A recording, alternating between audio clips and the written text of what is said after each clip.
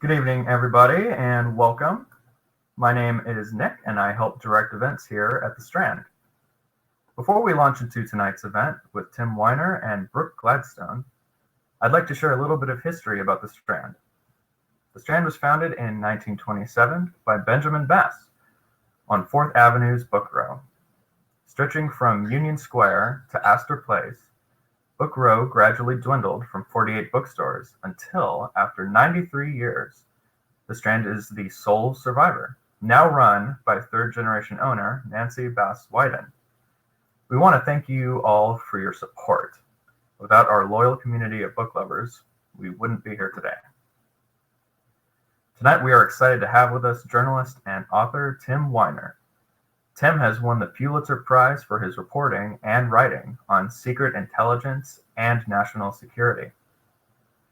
As a correspondent for the New York Times, he covered the Central Intelligence Agency in Washington and terrorism in Afghanistan, Pakistan, the Sudan, and other nations. His Legacy of Ashes, The History of the CIA, won the National Book Award and was acclaimed as one of the year's best books by the New York Times, The Economist, The Washington Post, Time, and many other publications. The Wall Street Journal called Betrayal the best book ever written on the case of espionage. Joining Tim in conversation tonight is Brooke Gladstone, an American journalist, author, and media analyst. She is co-host, along with Bob Garfield, and managing editor of the WNYC radio program On the Media. So without further ado, please join me in welcoming Tim Weiner and Brooke Gladstone to the stage.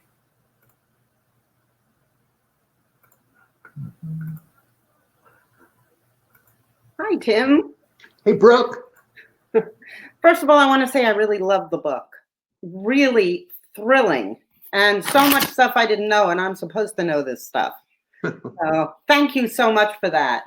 The title is called The Folly and the Glory, America, Russia, and Political Warfare. So let's start with political warfare because, you know, it's something like information warfare and something like propaganda and the battle for hearts and minds. But you suggest this is something much more powerful and more dire. It's the way nations project their power around the world and thwart their enemies short of war. It's the full spectrum of everything from diplomacy to covert operations.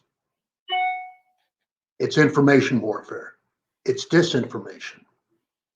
It's espionage, sabotage, support for underground armies. It's the way you make war without making war. The reason that Russia and America play this way is nuclear weapons. We can't go to war with each other because each nation would be a smoking, radiating ruin within 2 hours. This is how we make war in the nuclear age, our two nations.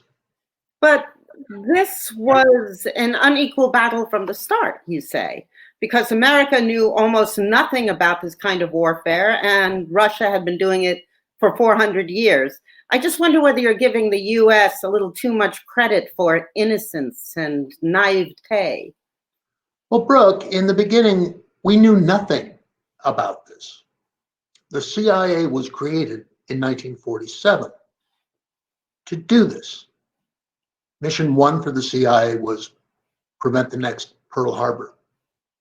Mission 2 was fight the Cold War, which began, coincidentally, right around the time the CIA was created. And the very first operation the CIA undertook was to make sure the communists didn't win the 1948 election in Italy. And they were going to win it. The Communist Party was very strong in Italy. They'd form a United Popular Front.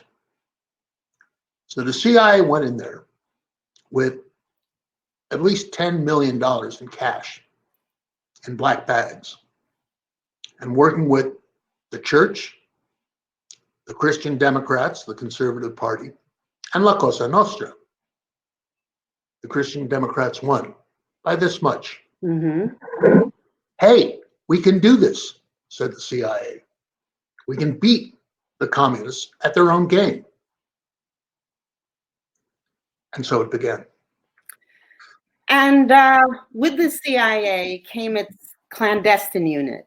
And this unit sent people all over the world to disrupt things for Russia. And you say that virtually every one of their paramilitary operations was a complete disaster. For the first 5 years, every mission failed. Give me an example. I'll give you one. Yeah, great. So, Poland. Poland had seen more war over the course of its 1,000 years than any nation on earth. And in 1945, the Soviet Union captured it. Didn't conquer it because the Poles are tough, but captured it. There had been a liberation army fighting the Soviets that had the very attractive initials in English of WIN, win.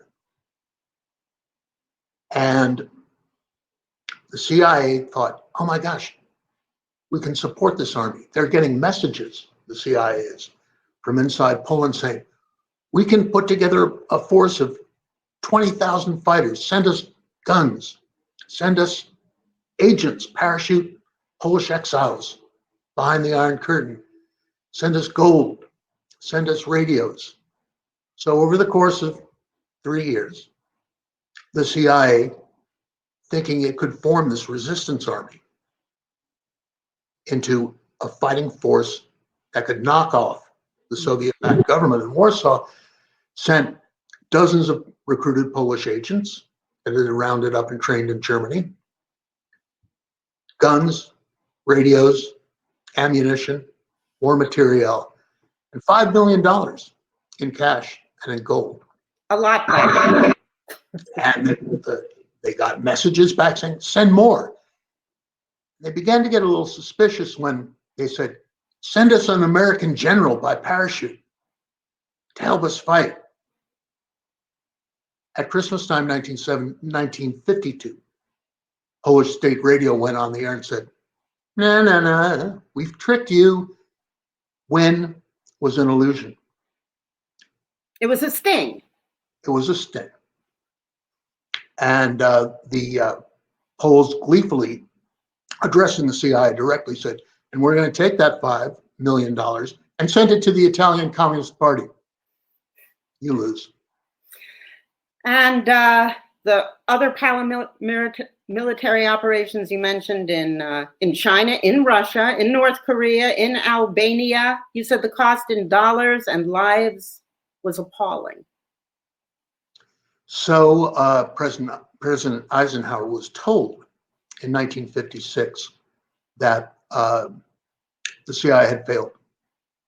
Meanwhile, the Soviet Union is consolidating its control in Eastern Europe. And the game was on. How are we going to fight them? We didn't have any spies, but you know. We had no spies. We had no spies behind the Iron Curtain in the 1950s. We had recruited foreign agents, but they were few and far between. And the penetration of the KGB was immense. For example, the United States occupied West Germany for 10 years after World War II.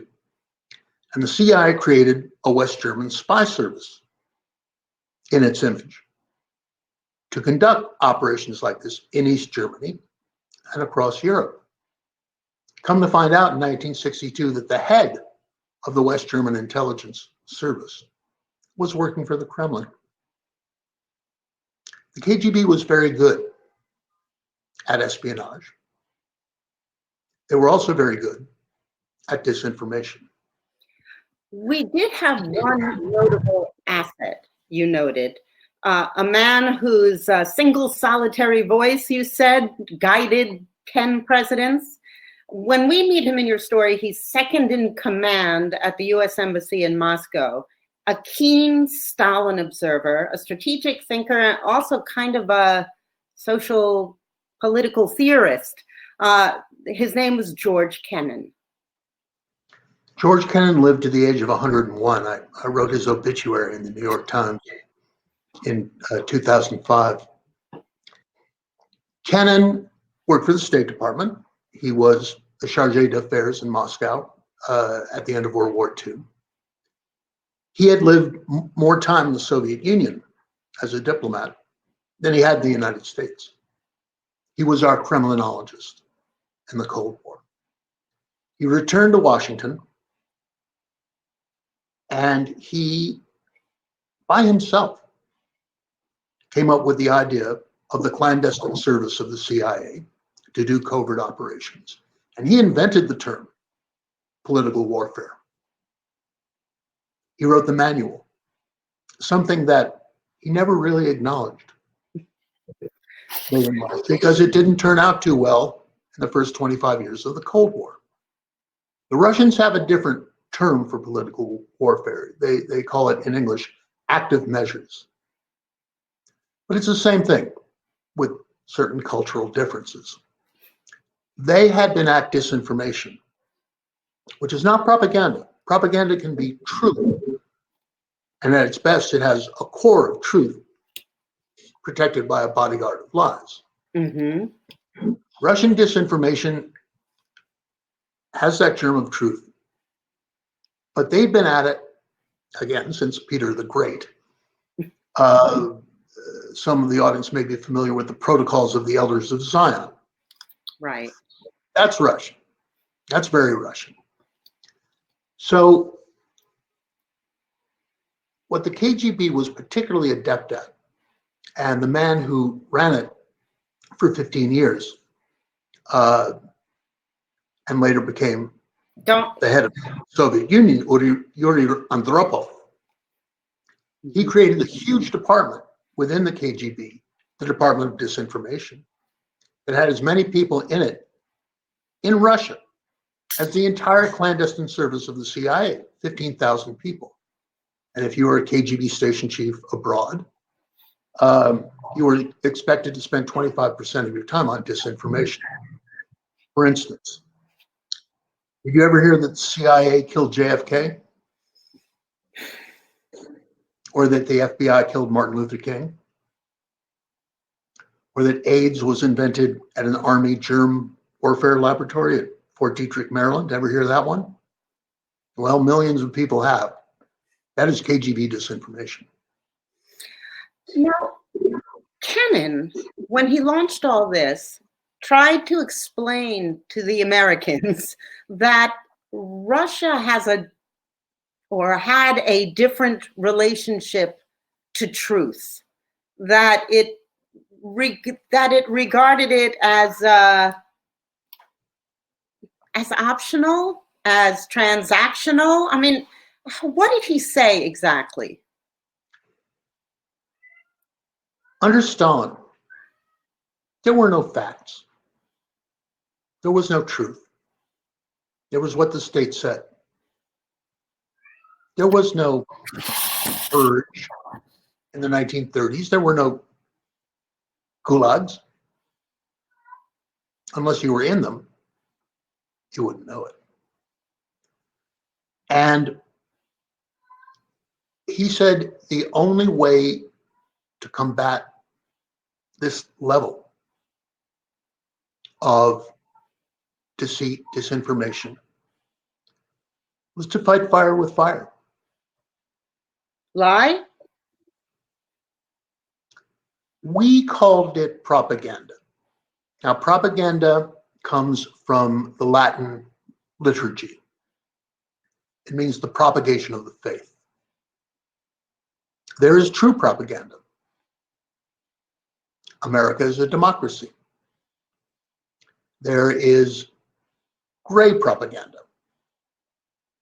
You too can become an American democracy if you just do what the CIA tells you to do. Mm-hmm. There's black propaganda, which is entirely false. What the United States did for propaganda was to create Radio Free Europe.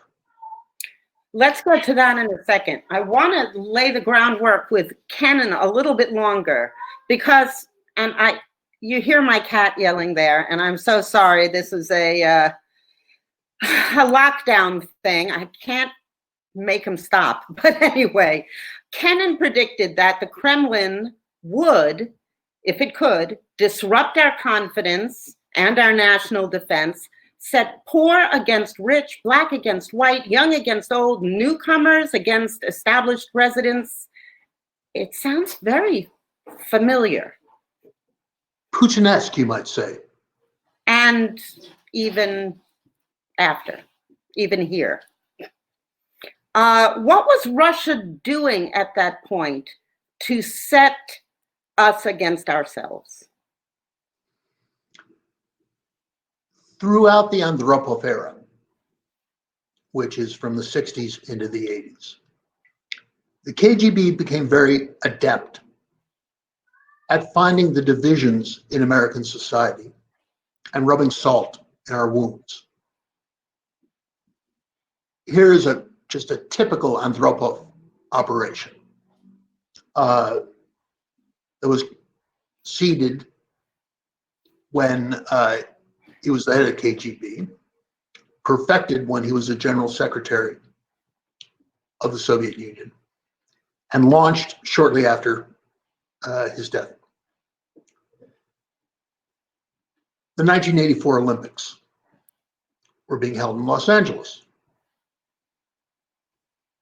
The KGB put out literature, news stories, pamphlets, and news through its controlled organs, both broadcast and print, addressed to the African athletes who would be attending the 1984 Olympics. And it was a message from the Ku Klux Klan. Well disguised. Incredible. Not that well disguised. You talk about linguistic forensics, which was the only way. They hyphenated the coup and the Klux. But that was enough for American intelligence agencies to yell false. Convincing enough to horrify thousands of athletes, diplomats. They could rub salt in the wound of American racism expertly. They could, for example, paint swastikas on synagogues, a KGB operation, and blame it on the Black community. I see. Now, Eisenhower, you've just frozen for me, but I'm sure you'll be back in a second. Eisenhower was a huge fan of political warfare, right? But a report issued by his, did you hear what I said? Just wondering. But a report issued by his advisors in 1953 told him that the truth alone wouldn't win the war. So Radio Free Europe, now we're finally there, was launched. Advisor Ben Wisner, who we'll get back to in a moment, called it a mighty Wurlitzer, whose selections were composed and conducted by the CIA. What came out of that jukebox, and what was the impact? When Radio Free Europe was owned, operated, financed, and controlled by the CIA in the 50s and the 60s, it broadcast a combination of news that was true, propaganda that was half true, and occasionally poison, fake news. This came to a crisis when the people of Hungary rose up in 1956. The Soviet ambassador happened to be Yuri Andropov. And when the people of Hungary rose up, the Soviet Union rolled in with hundreds of thousands of troops and tanks and crushed Hungary. In the weeks before the Soviets moved, Radio Free Europe from its base in Munich in its Hungarian language channel with Hungarians at the microphone, taking guidance from their CIA controllers, incited the people of Hungary to rise up, to toss Molotov cocktails in the tanks once the tanks rolled. And it gave them the false hope that help was on the way from the United States. Pure poison in that crisis. It led to the deaths of many partisans. You wrote that there was a conviction, or maybe it was Alan Dulles' conviction, that the blood of martyrs that we encouraged to rise against their oppressors might actually be a good thing for us from a PR point of view. Alan Dulles, who was the head of the CIA from 53 to 61 until the Bay of Pigs, firmly believed that the blood of martyrs, Polish martyrs, Hungarian martyrs, Chinese, Taiwanese martyrs, was a good thing, that it fertilized the soil of liberty. There's a lot like the quote attributed to Stalin that you got to break some eggs to make an omelet. That's Stalin's? I mentioned Frank Wisner, or Yeah. Wisner. He played a big role early on in the story that you tell. I'd like you to describe him and tell the folks what happened. Sure. Frank Wisner ran the clandestine service, the operational service, the people who did covert operations, as opposed to the people who did espionage from the beginning of the CIA. And then he became the head of all the clandestine service, both covert operations, where you are doing things to change the world, and espionage operations, where you're trying to find out what's going on in the world. You Gathering said intelligence. Salon, or a lot of his friends were present at the creation of all of this stuff. Yeah, the CIA essentially was dreamed up by a handful of people in Georgetown at Frank and Polly Wisner's house on Sunday night potluck suppers. So Wisner ran all those disastrous paramilitary operations in the late 40s and early 50s. He went to the border of Hungary, the Austrian border of Hungary, in 56, and saw the refugees, the wounded, whose hopes had been raised by the CIA through Radio Free Europe and crushed. And he had a nervous breakdown, the first of three that he had. He went on to disastrous covert operations. He had another nervous breakdown that ended his 10-year run as the head of the clandestine service. He finally went mad and blew his head off.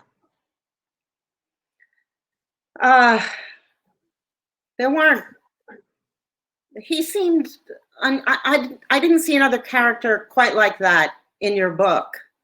Others seem to be able to separate themselves from the harm to individuals they were doing in their, what they believed to be was the defense of their country or in their war against Russia. But I was curious about Eisenhower, who seemed so level-headed.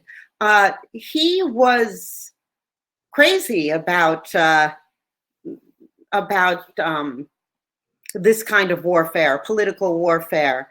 But at one point he tells Khrushchev he won't surveil Russian territory. Then he gets caught doing it when a US spy plane is shot down with the pilot intact and talking. And you describe Eisenhower downing double doses of sleeping pills and still having nightmares, and then going off on what he called an elimination and disposal spree. I mean, we see this obviously throughout American history. Most of us know it, but he seemed to order the assassination of 3 leaders all at the same time. Yeah, in the summer of 1960, in the last months of his presidency. Obviously, Eisenhower knew something about deception operations. He'd run the D-Day invasion. Mm-hmm. So strategic deception was a tool that he knew and used and loved. Eisenhower wanted to wage peace. After the Korean War was settled, not a single US soldier died in combat during the Eisenhower administration. He saw two ways to prevent war: building a huge nuclear arsenal that would deter the Soviets from war, and covert operations, political warfare. Radio Free Europe, one of his brainchildren before he became president. The covert operations of the CIA.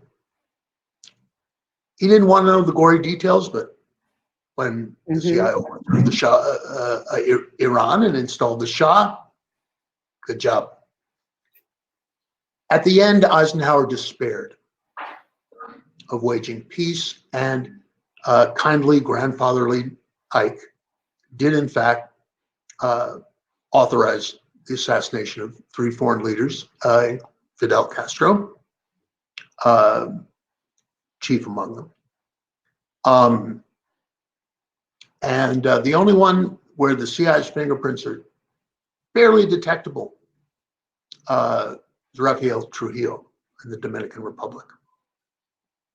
You knock off a leftist guy in the Caribbean, Castro, you knock off a right-wing nut. Patrice For balance. Patrice Lumumba in the Congo. The death of Patrice Lumumba, the first freely elected leader of Congo, the largest nation in Africa, was ordained once he took power. The CIA helped depose him. In the end, it was a Belgian paratrooper that killed him. After Congo had been crushed under the boot of the Belgians for so long, countless numbers killed. That's right. There's a chapter in the book about how the CIA installed Joseph Mobutu as the dictator of Congo. He ruled until the end of the Cold War.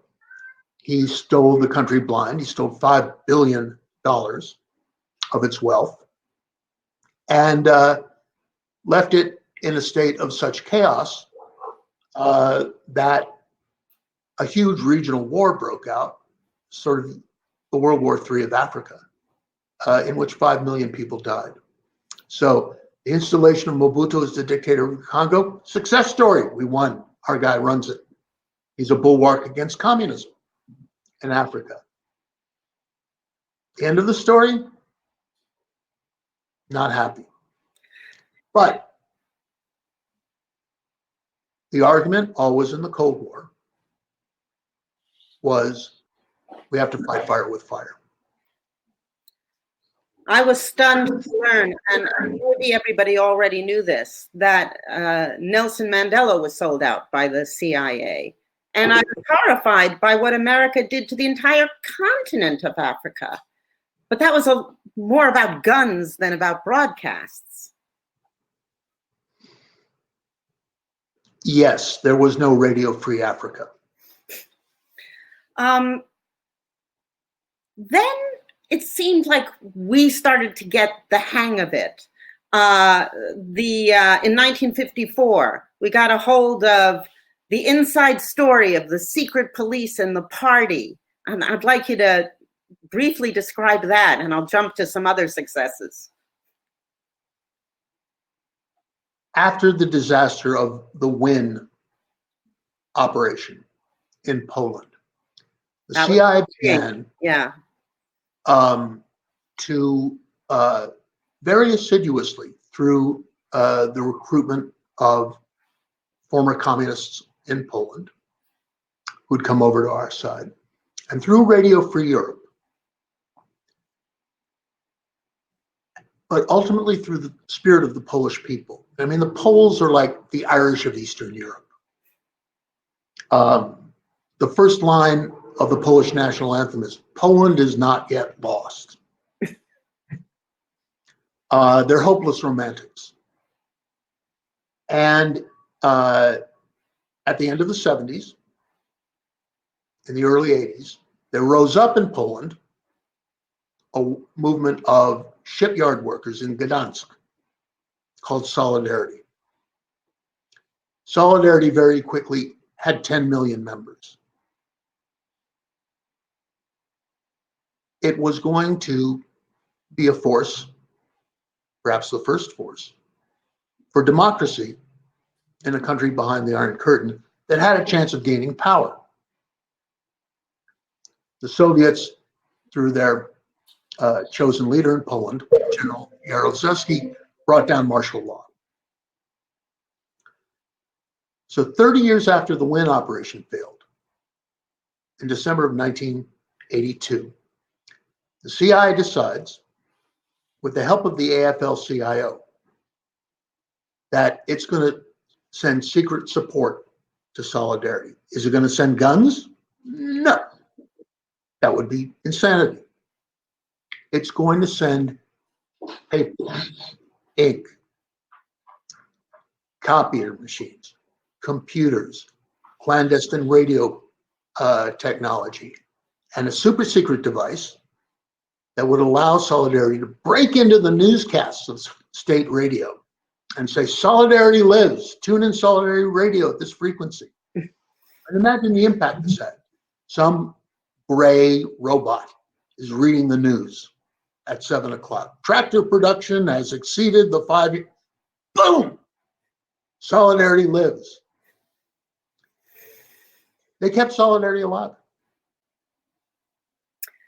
And the rise of Solidarity shook off martial law. Solidarity won a power sharing arrangement with the communist government.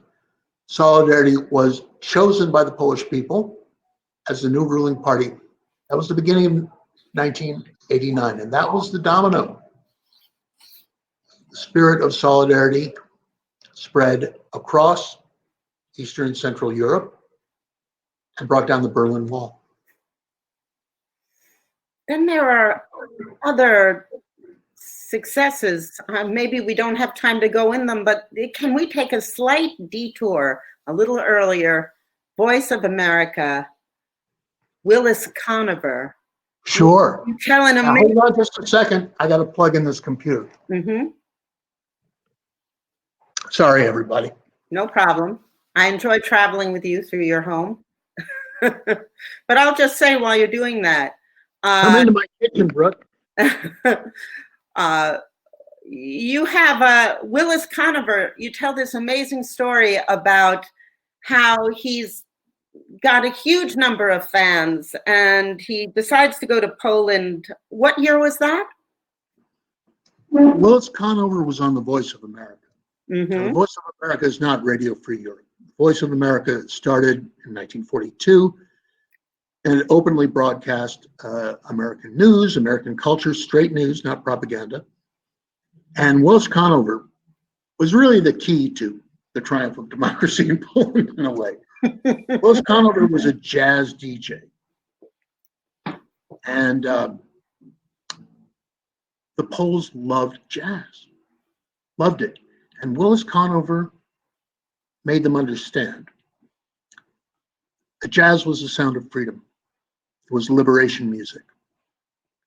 And the Poles loved Duke Ellington, and they loved Thelonious Monk, and they loved Billie Holiday and Sarah Vaughan, and they went crazy. But you make a point, it's really interesting, that on the role of jazz as improvisation based on a structure, as an exemplar of American freedom, though not obviously the lived reality, but the Poles flood him with fan mail and he's on a plane and he decides to get off last because he sees there must be a much more. There are people with flowers and,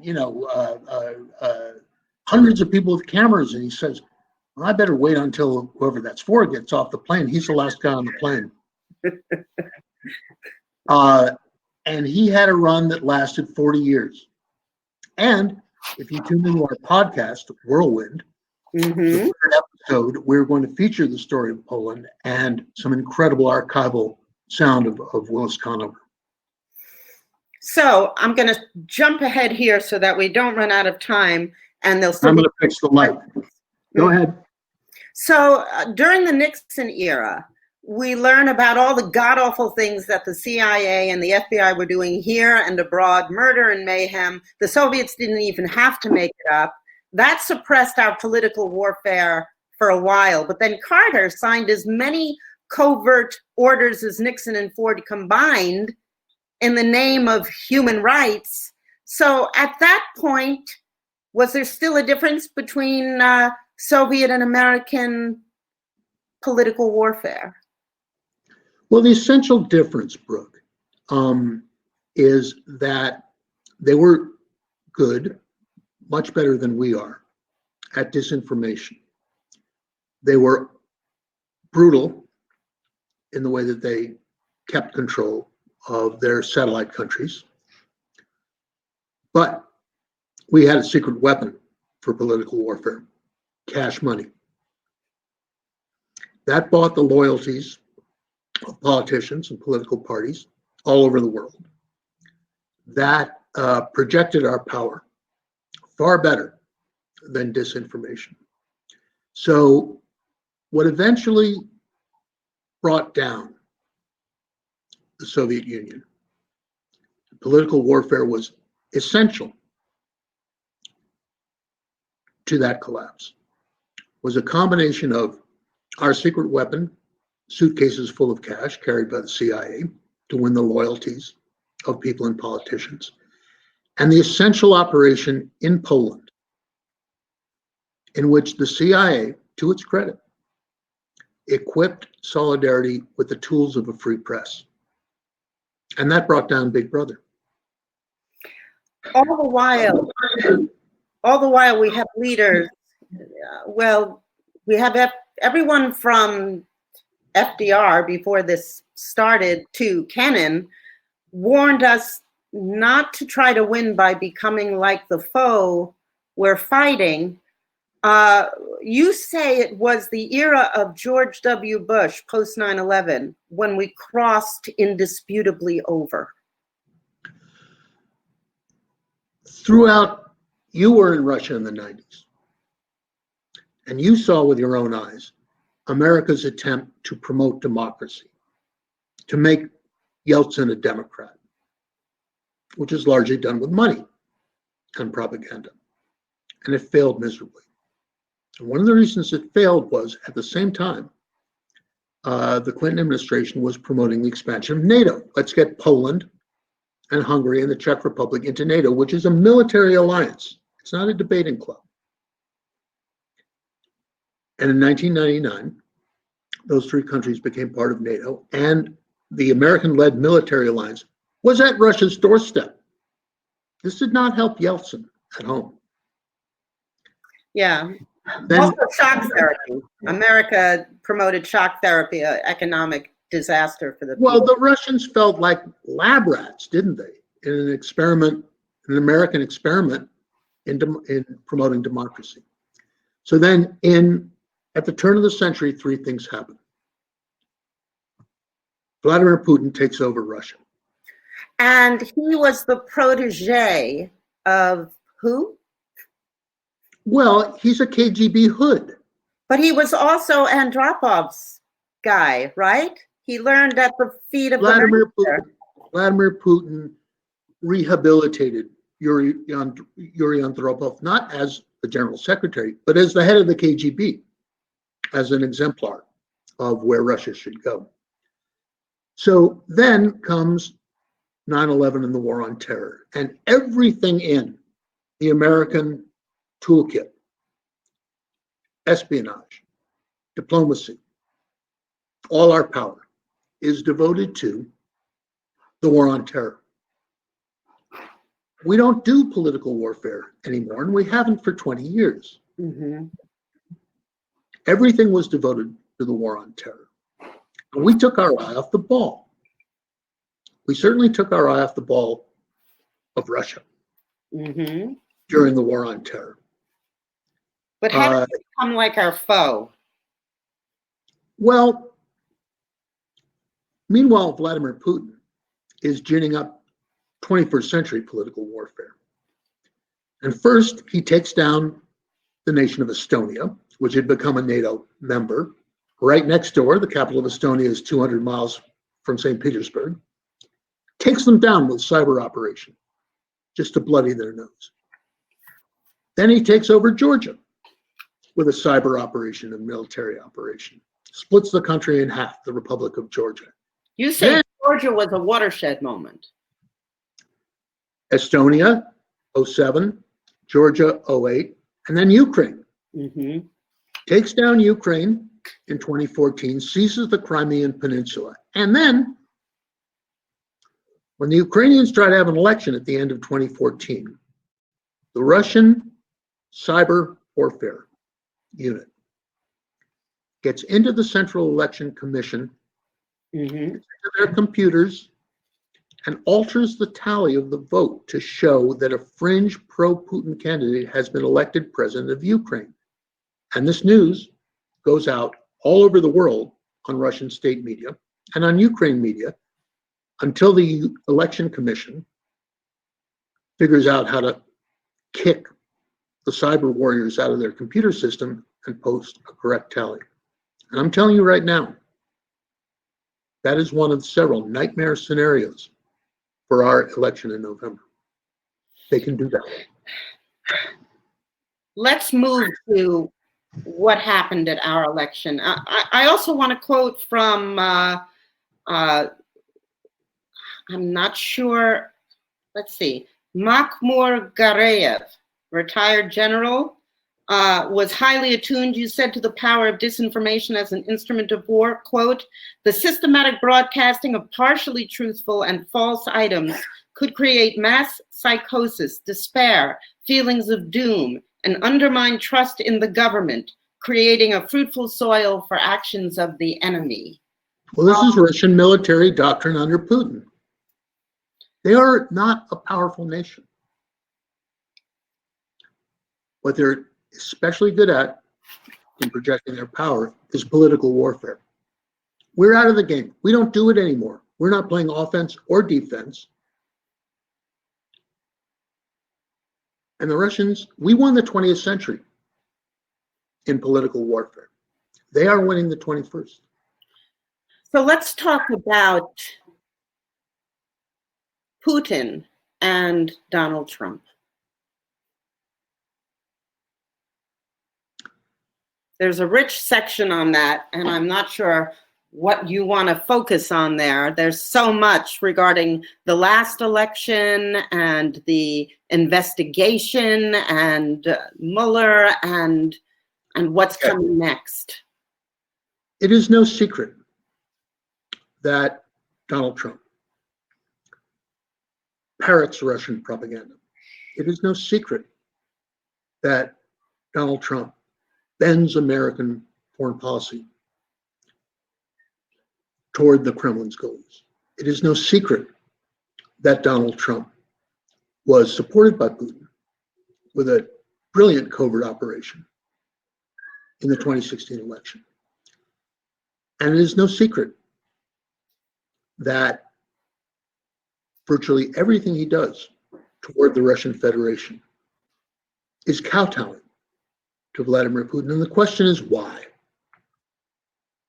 Robert Mueller did not investigate that. The FBI hasn't investigated because I think the Trump Justice Department strangled that investigation in its crib. Donald Trump is an agent of influence for the Russian Federation, and that is a very specific term in American intelligence. It is a person of power or authority who can shape public opinion or policy in the interests of the intelligence service that operates it. We have to find out the manner in which the Russians manipulate or operate Donald Trump. My theory is that Putin, a trained KGB officer, trained in how to manipulate people, blackmail people, extort people, manipulate people, figured out that the easiest way to manipulate Donald Trump was to flatter him, to play to his towering vanity and his ego. If Putin influenced Trump, and he did, Trump would influence American policy in return. Nobody has a picture of Donald Trump taking a satchel full of Kremlin gold under a bridge in Vienna at the close of the Cold War. Well, we have to find out why Donald Trump conducts himself in the way he does toward Russia, the foreign power that helped elect him in 2016 and is working very hard to re-elect him as the chaos candidate in 2016. They don't care about Donald Trump. They want to weaken this country. They want our divisions to be ripped asunder. They want us at each other's throats. And Trump and key members of the Republican Party echo and amplify Russian propaganda toward that end. You mentioned he's an agent of, what's the phrase? A very specific. An agent of influence. An agent of influence. There's another phrase, useful idiot. There may not be a reason at all. As you say, he goes back, well before this, when he had the Miss Universe contest in Moscow, he was heartbroken when Putin didn't show up. He was hoping Putin would be his new best friend, as he said. And, we're going back long before his political aspirations, at least before they were made manifest. So does there need to be anything but admiration for someone who has complete control and who can shape the world that he lives in to benefit himself and the reality that people choose to believe, or to make it optional? We urgently need to know the answer to this question. Donald Trump first went to Moscow in 1987, a vainglorious businessman with a Czech wife to whom he was unfaithful, looking to build a luxury hotel across from Red Square in partnership with the Soviet government. There is no question that the KGB targeted him then. That's what they do. That's what they did. That's what Vladimir Putin did in the Leningrad KGB, targeting businessmen. There is no question that there is a thick file locked up somewhere in the intelligence archives of the KGB that says Donald Trump on it. And it would be really nice if American intelligence could recruit a Russian intelligence officer who's seen that file. Then would know. I think that Nick, you and I were thinking the same thing. That was a great end point. Go ahead. I was lying in wait because this is such a fascinating conversation between the two of you. It's so hard to find a natural stopping point for audience questions. However, I would love to get a few in because there are some good ones that people have asked throughout the program. Let me see. Here is a good one. Mr. Weiner, thank you for your consistently excellent work. You say disinformation is how we make war in the nuclear age. In your estimation, what is the end game for Putin? And that's from David Lee Preston in the audience. Well, Putin now will, barring some unfortunate event, be in power until the year 2036. Putin will continue to wage political warfare against the United States, essentially as revenge for the Cold War. He called the collapse of the Soviet Union, the greatest political disaster of the 20th century. There's some stiff competition for that title. Unless the United States, under a new administration, gets back in the game of playing at least defense in political warfare, we will see, as we have seen for the last 4 years, a war on truth.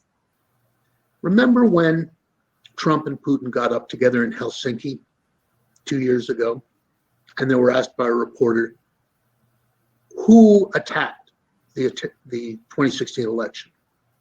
And Trump said, well, I mean, my intelligence services tell me it was Russia, but I have Putin here who says it wasn't Russia, and I don't see any reason why it should be Russia. He believed Putin. Putin's response was, I'm translating, as to who can be believed and who cannot be believed, no one can be believed. There are no facts and there is no truth. And this, to get people to essentially give up, to get Americans to give up and say, there are no facts and there is no truth, and democracy isn't working. That is the goal of Russian political warfare. There's a really interesting anecdote, maybe to build on that. The downing of the Malaysian airplane. You want to talk about that? The Russian occupying force in Ukraine downed a civilian aircraft flying from Holland to Malaysia and killed 276 people, I believe the number was. And Putin was like, nah, that didn't happen. What happened was Americans filled the plane with dead bodies and shot it down? The CIA filled the plane with dead bodies. And people believe that? People will believe anything if you repeat it often enough.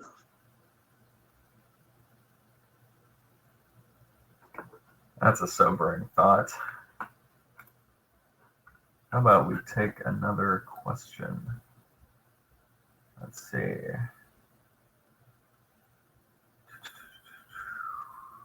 All right. Tim, thanks for Legacy of Ashes, which should be required reading for all high school students. Wondering how many, and I am unfamiliar with this lingo, but I assume you are, wondering how many FOIA, Freedom of Information Act requests. Thank you. You had to file for this new one, and how many were refused? That is from Dr. Ali Benazir in the audience.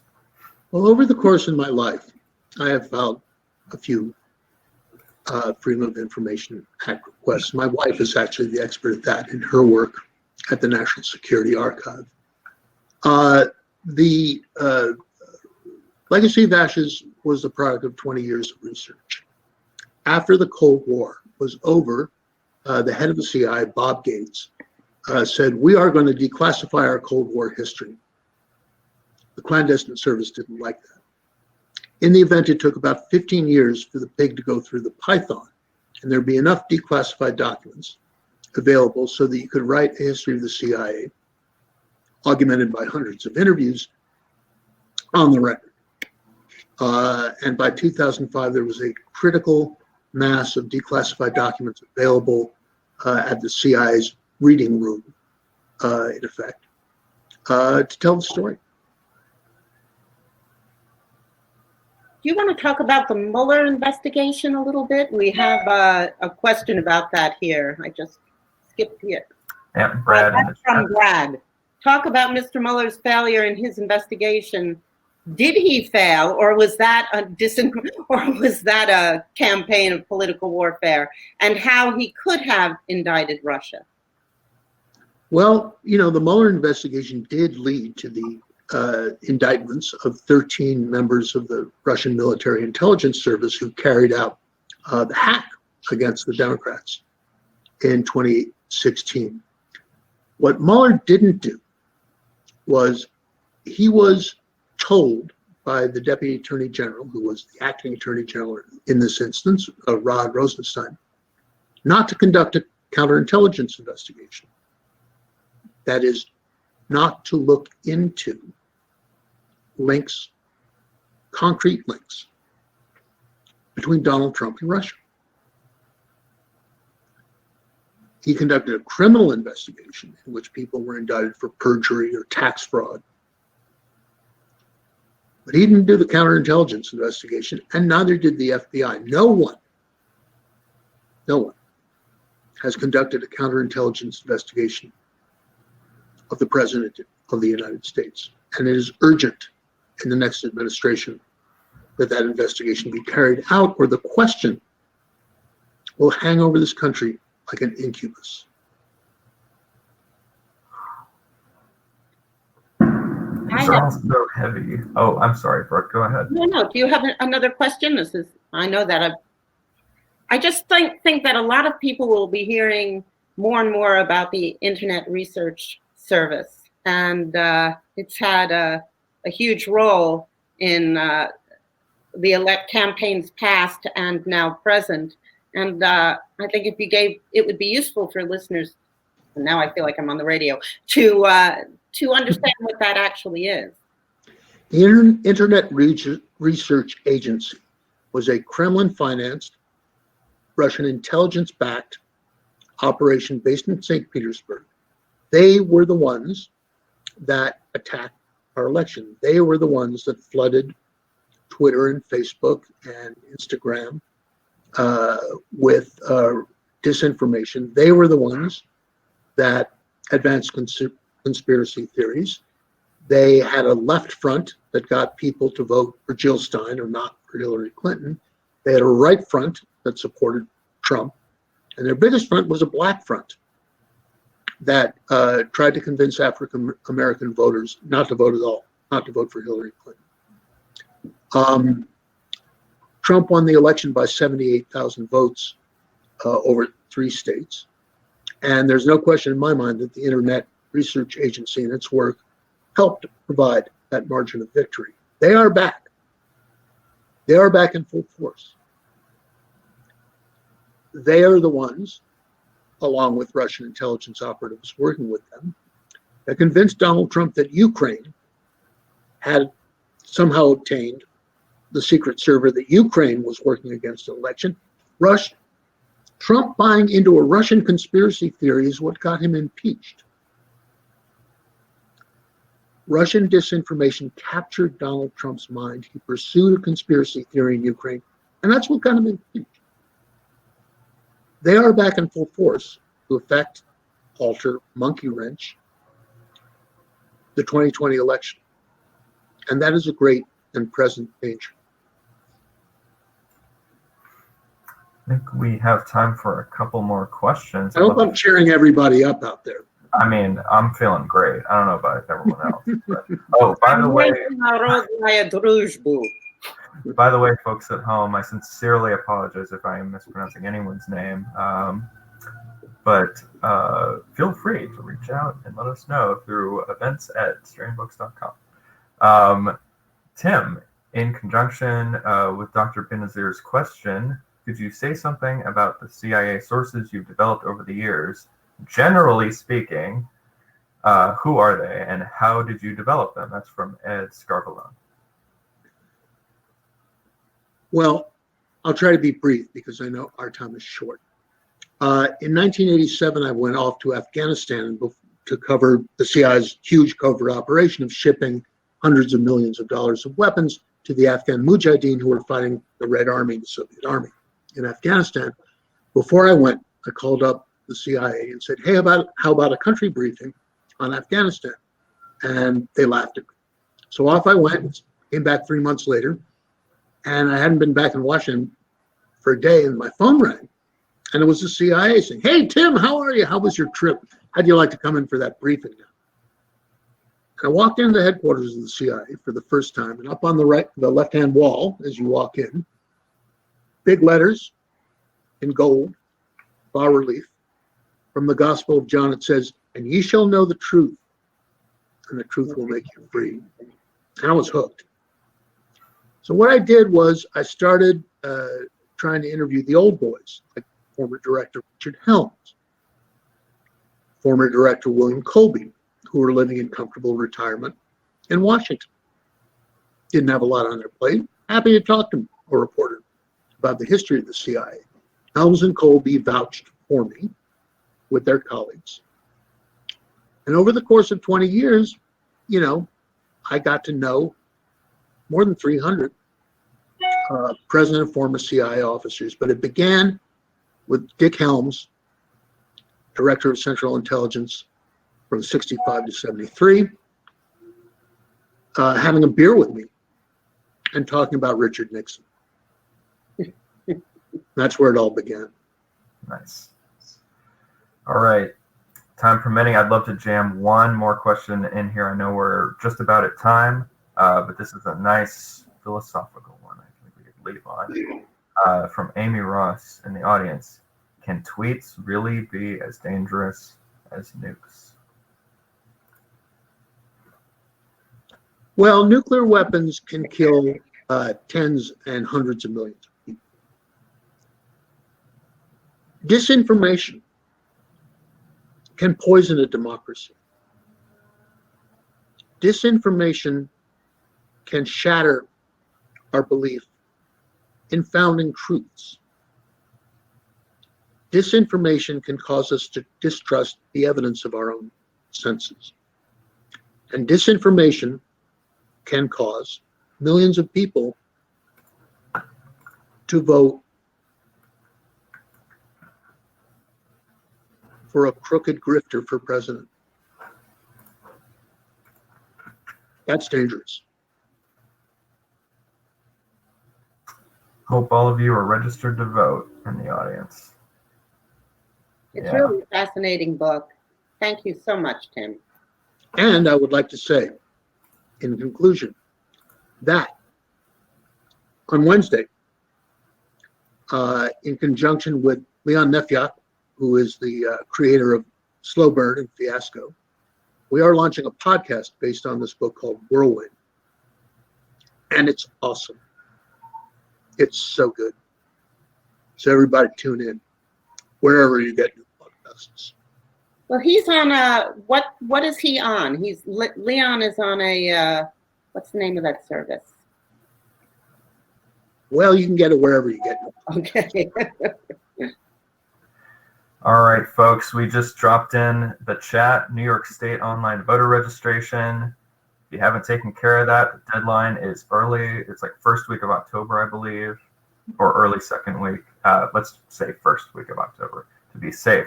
And also, very important, be sure to purchase a copy of Tim's book. You can access it via the green button in the middle of the screen. I also posted a link. The green button's easier. Go ahead and do that. We're about to adjourn the room, so act now. Someone named Rosemary wants you to say the name of the podcast again. Yes. The name of the podcast is Whirlwind. Got it. Whirlwind. Okay. Cool. Well, tremendous thanks to everyone tuning in, and obviously enormous thanks to Tim and Brooke for having this conversation with us tonight. Thanks, Brooke. Very, very grateful. This was really fascinating. If anyone would like to watch this again at a later time, you can use the exact same URL and the exact same password to watch the recording. So if you have access to those things, you can totally watch it again. And all right, everyone have a wonderful night. Thank you so much. Vote like your life depends on it, people. Because it does. All right. Everyone have a wonderful night. Bye. Take care.